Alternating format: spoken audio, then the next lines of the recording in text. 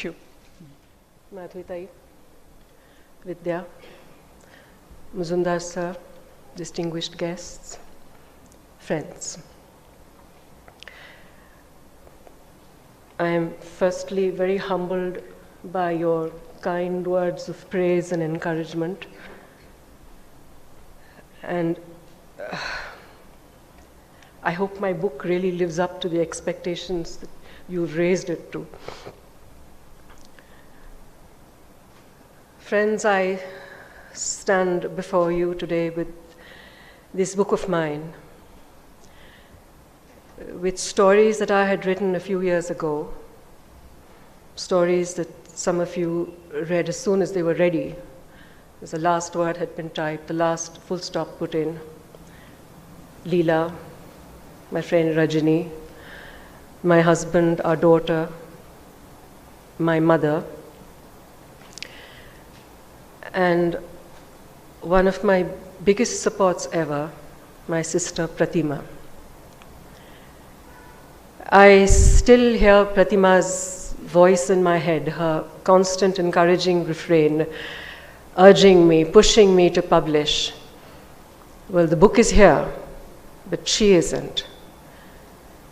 And that, as they perversely but wisely say, is life. Well, I have done a few things over the years, a bit of this, a bit of that, all very modestly, of course. But two pursuits that have endured, that have sustained and nurtured me are music, which came first, and writing, which came much later. Music is, from my earliest memories, my mother, humming, singing, sometimes playing her sitar. Bhimsen Joshi singing Maru Bihag on that first LP that my parents brought home. His magnificent voice filling up the rooms, filling the air, filling my listening ears. Rasiya, he would call, and I would be mesmerized. So much so that one evening when I was very little, 2 or 3, I don't know, but I called out to my mother, who was listening to the radio, that that chap who's playing is actually copying Bhimsen's Rasiya. The chap, I learned later, was Ustad Bismillah Khan Sahib. He was playing his Shehnai, and the rag was, of course, Maru Bihag. I was ecstatic, and that was that. So I was promptly introduced to the discipline of learning music, into the regimen of music, the constructs of Hindustani classical music. I started singing. I began exploring music, losing myself in it, exploring castles of music, castles in the air, building some of my own, very tiny, puny ones, but mine nonetheless. But my true vision of music and a true idea of its creative potential came to me after I met Madhuri, and she became my guru. She literally embedded in me my musical compass, my sense of discernment. She showed me my north, and she set me off on an exhilarating voyage of discovering music, of course, of actually seeing music, but also of discovering myself, discovering the world around me, the people in it. And all of this through the magic of notes, all through harmonious, mellifluous sound. Very soon I had understood that notes have distinct personalities of their own. With the entire range of human thought, human emotion, memory, in all their shades and nuances, presenting themselves differently in different rags, as you would in different situations when you're interacting with your boss, your friend, your lover, your child, your God. So also with notes. The madhyam in a bhimpalas, for example, is so different from the madhyam in a bhagyashri, which is again very different from the madhyam in a rageshri. All those who are familiar with our music would appreciate that. All of them supposedly overlapping rags, but they're like completely distinct, separate oceans, and they're churning around that pivotal madhyam. But he comes here as an introverted ascetic, as a majestic lord and master of all it surveys over there, as a humble supplicant somewhere else, a mother somewhere, child somewhere. And all of this without any crutches or supports. Notes, I believe, need neither words, nor for that matter, rhythm, to actually weave their magic.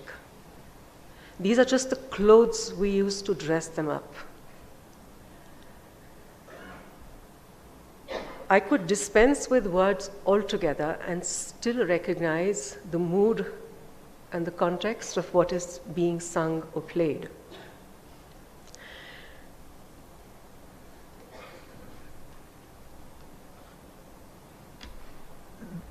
Our notes are powerful by themselves, and their power is really revealed when we surrender unconditionally to them, as I did. And I started becoming privy to the conversations between these notes, to the stories that were unfolding between them. Different stories in different rags, different conversations. Each conversation seeped in the mood, in the temperament, in the emotional stamp of that particular rag. My voyage continued, blissfully, productively, fulfillingly. But then the stupid physical mundaneness of life intervened, and a small medical problem took my tanpura away from me for several months together. What felt like an extension of my right arm literally now stood aloof in a corner, detached, mute, as also became my voice. It had lost its anchor. I was adrift. So now where does all that thought, sentiment, the mood, the churning, the discovery, rediscovery, questions, answers, doubts, beliefs, the interplay of human emotions, my continually evolving dialogue with myself, where does it all go? How does it release itself? How do I express myself? I fortunately rediscovered words. They rescued me. They saved my sanity. They enabled me to see, to imagine, to create all over again. I started writing, a little bit here, a little bit there. I started sharing. I rediscovered the power of words. It was addictive. They're magic, seductive. I took baby steps at first. I faltered, I fumbled. I fell even, but I stood up again. I took shorter steps, longer ones, took strides, started walking, and I have been walking since. My tanpura returned to my hand, but it continued to hold on to my pen as well.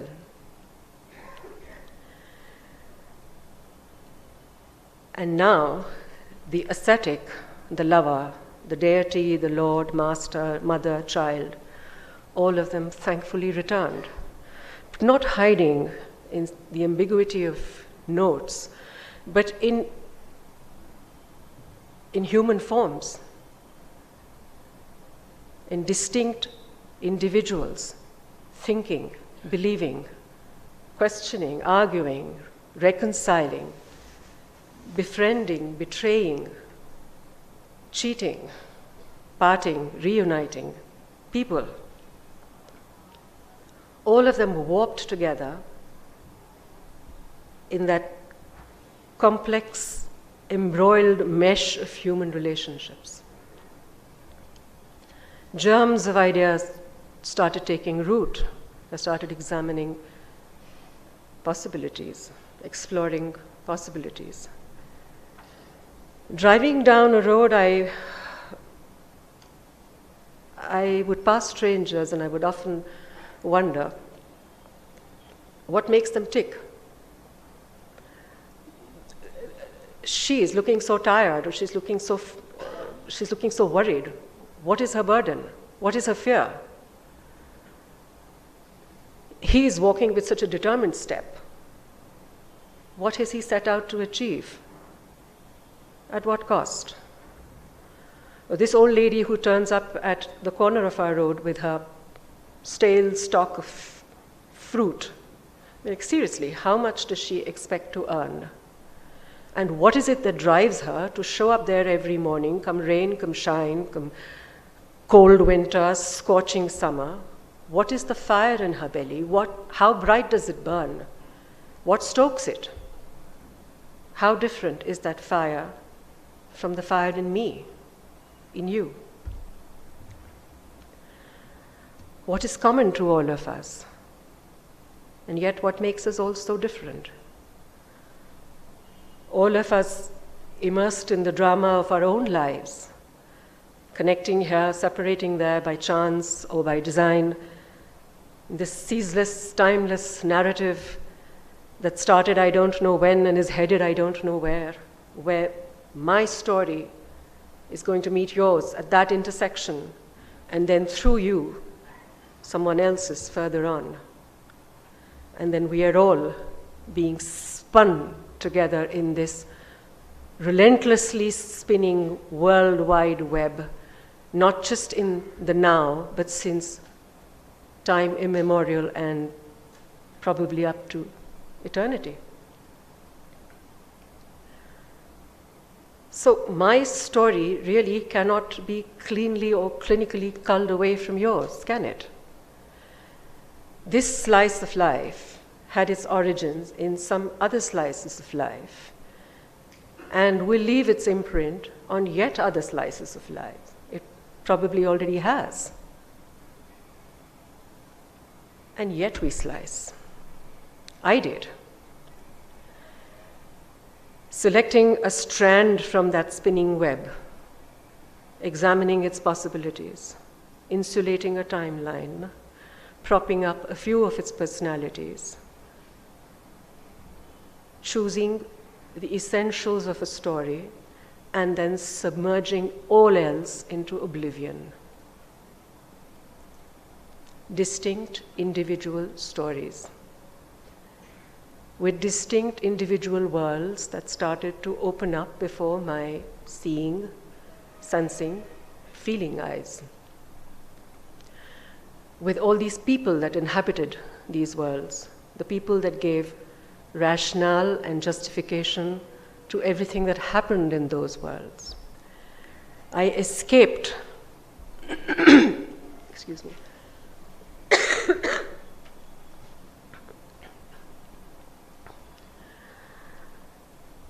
I escaped from the sequence of the format of a narrative driven by events.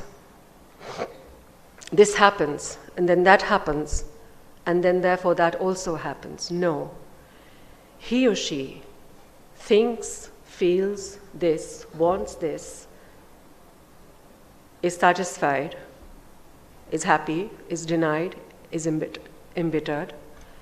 He, she therefore reacts in a particular way, and that impinges on people around him, and